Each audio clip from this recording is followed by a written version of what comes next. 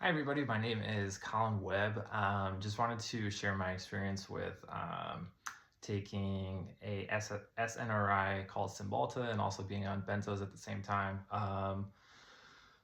Living a horror story, and was told by my doctor to ignore the horror stories when I started taking these meds, and now I'm just living one. So I just wanted to share my story because that's the only way I can really fathom what I'm going through, and any reason why I'm going through what I'm going through is to help other people so that they don't have to go through the same thing. So I started taking both these drugs in 2015. I was living abroad in China, and I had a panic attack, and I was while I was teaching overseas. And it was just the scariest thing that ever happened. I just felt like my brain was just racing and I couldn't control it. And then I was living in like constant fear of like it happening again. And when you're teaching little kids, it's horrible. It's absolutely horrible. I was teaching, was a kindergarten teacher at the time, and it was just beyond really, it was just really bad. And intrusive thoughts, it's just the worst thing ever to happen when you're around little kids. So I needed help. Again, I didn't know anybody over there, being an American. And then so I went to a like a foreign hospital in Beijing and spoke to an American doctor there. And then we talked for about an hour, and he gave me Cymbalta and Clonazepam. And he said, like, this will help you feel better, like, for the Cymbalta, like, it feels like more coffee.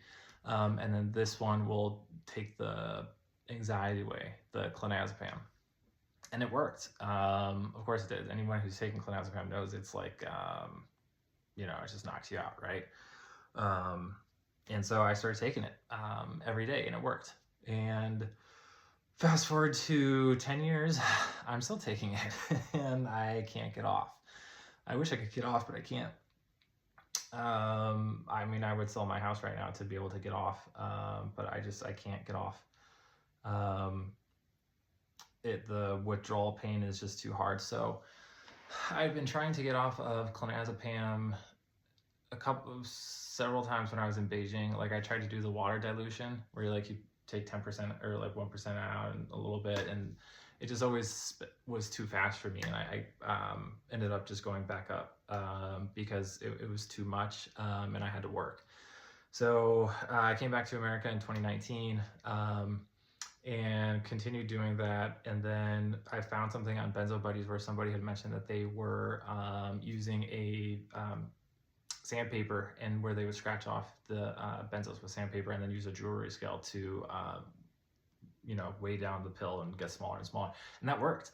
And I got down to a quarter of what I've been taking. So I'm on 0.75 milligrams of clonazepam every day and 60 milligrams of Cymbalta. But where the hell really happened was I had a brand change for Cymbalta. So I had been taking the brand name made by Eli Lilly starting from 2015 till 2020. April of this year. April 8th is when the brand switched, and then I started taking a brand called Breckenridge. 2 weeks into it, was feeling fine. I was like, okay, I'm doing great. Then 3 weeks into it, I was just like, I started getting very wired and jittery. And I didn't know what was wrong with me, and was at work and was just like wired, so wired. And then I started thinking like, okay, what's going on? So I thought it was the brand, but so then I switched to a brand called Lupin because I read on Reddit that someone else thought that was a good brand, but it just turns out that I just had a brand change, and so my brain was used to this much duloxetine or Cymbalta, and then now it's getting this much down here. They can range like 15-20%, like how much is absorbed in your body when you've been taking the same exact pill for 10 years. That's a huge difference in your serotonin and norepinephrine. So feeling really bad. And what happened after that? So I'd always been like a weekend drinker, always. and was always fine with it. Always fine with it. Never noticed anything from the moment I was 16 till 34. Always a weekend drinker. Off the pills, on the pills, never noticed a difference. Was always exactly the same. I was feeling sick like in early May because of the brand change, and it was my sister's birthday. So I had a couple drinks at her birthday. I was like, oh, I'm feeling okay. Like I had brand changes before on the Clonazepam. Still a weekend drinker, nothing. Absolutely nothing. I drank after this brand change. It screwed me up so bad, so incredibly bad. I had no idea. No one ever, of course you're not supposed to drink on SSRIs, but I mean, like, how many people do? So many people are on them. You're not supposed to drink on benzos either, but like once your body has become used to them and you've been taking them for 10 years, it's normal. Of course, right when you get on them and you feel loopy, you don't want to drink them because you're too out of it, right? You're like then incredibly drunk. But so that's when I really started getting and I was at work and I couldn't work anymore. So I'm an insurance agent, and my wife and I run this agency, and I just felt way too wired and way too much electricity that I had to come home, and I just stayed. For 2 weeks I wasn't working, and then 2 weeks later I started working from home, and I was able to work from home. I was still walking, driving, everything. Then on June 17th, I went to a work meeting. I thought I would be able to, and in the meeting, I could just feel my brain frying. I've been to a million meetings before, absolutely no problem. And also before this, I was traveling all over the world and running marathons, just to let you know. When I wasn't on the drugs, when I was on the drugs, or I still am on the drugs, but like off before I ever took them, while I was on them, everything totally normal, totally normal. This is just what happened with this brand change. And after that meeting, that's when walking and driving went out the window. It was just too stimulating. It was too much. And then waiting weeks after that, slowly going back outside, driving a little bit, here or there. Not much, maybe like 5-10 minute drives, 5-10 minute walks around my house. And then on August 3rd, I was just getting so restless, and my wife and I got in a bit of an argument that day, and I just was feeling so desperate to be alive. I was so sick of being in my house. So I tried to drive to, at first I drove to my office, which is about 10 minutes away. I had driven there before and that was okay. I was like, okay, I'm feeling all right. And I drove to my sister's house, which is another 10 minutes away. And when I was coming back, I got stopped at a red light, and you could just feel everything just like drop. I don't know how to explain it, but that's just what it felt like. It was just like, and it was like I needed to be home at that time, but I was still driving. And after that, that's when I was bedbound. I was stuck in this room. There's a bed right behind me. I was stuck in the bed right behind me for about 6-7 weeks.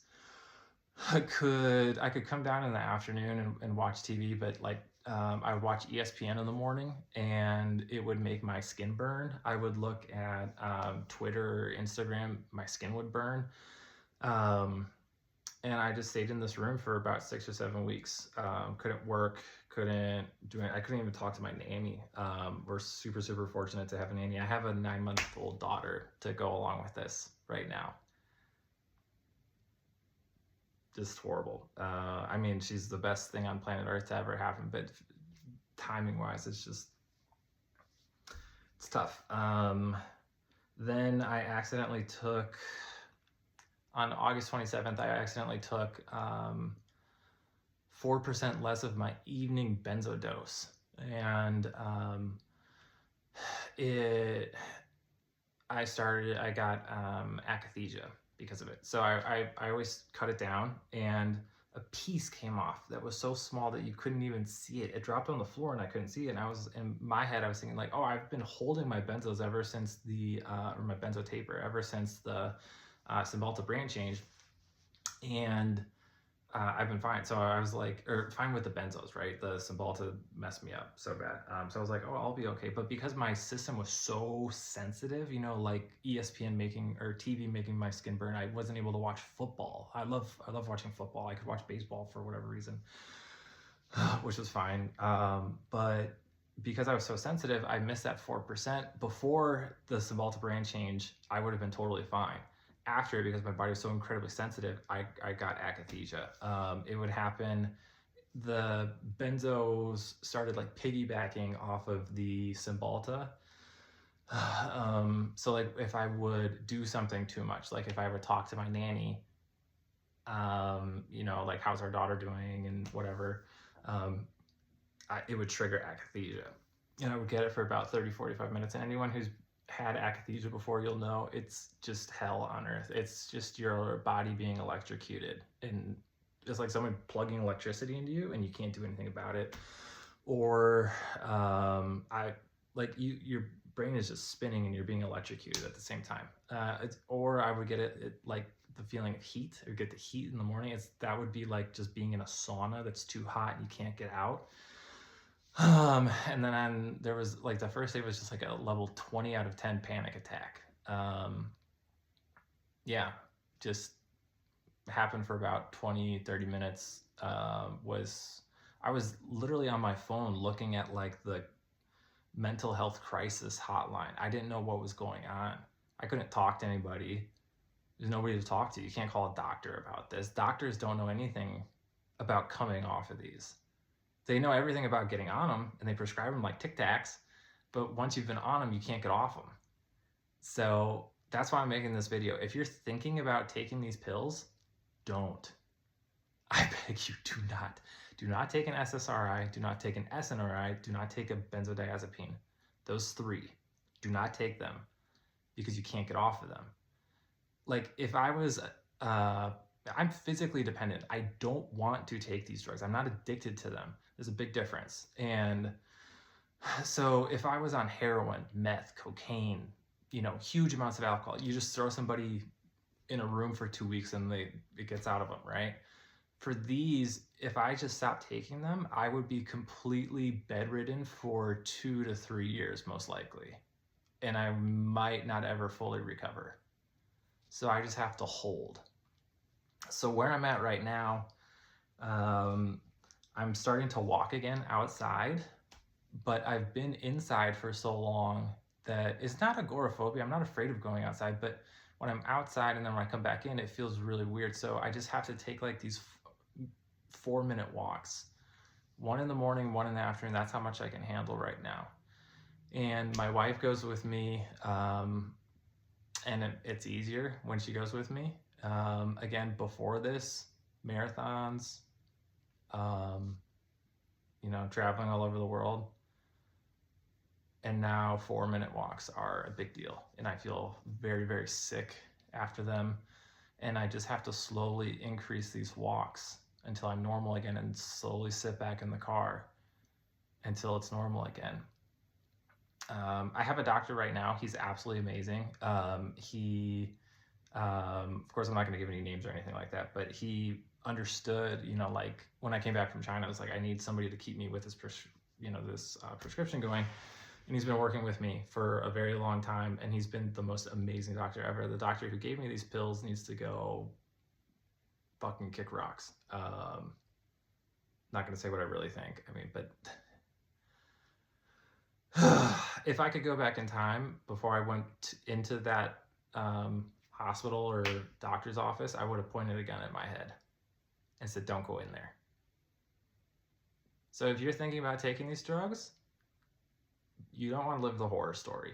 The only reason I'm making this video is because I don't want other people for this to happen to them. Your life gets taken away from you and you have to fight to get it back. I would have rather had cancer easily, gone through chemotherapy, because then everyone's around you to support. Oh yeah, like you're going through cancer, good for you. Oh, you're so strong. When this is happening to you, no doctors believe you. your friends all think you're just messed up in the head. No one believes you. And then all you have to do is look at online forums like Benzo Buddies, Surviving Antidepressants, other people on YouTube. So that's why if you have been affected by these drugs, please make a video. That's the only way we can get these drug companies to change, is by making a video. And I seem totally normal now, like talking on this video, but I can't walk. I can walk around in the house, but I can't walk outside. It's too stimulating for me. And then when I come back, I feel sick. And then I got a baby I got to take care of with my wife. I'm so incredibly fortunate that I have my wife to help me during this time. She's taken over the business. And if I didn't have her, I very well could be on the street. Very well be. Yeah. Mm-hmm. I can't even go drive to find another doctor if anything happened to mine. It's just, you become like a baby again. I'm 34. So go ahead, if you want to take these drugs, go for it. Have a great time. But you've been warned.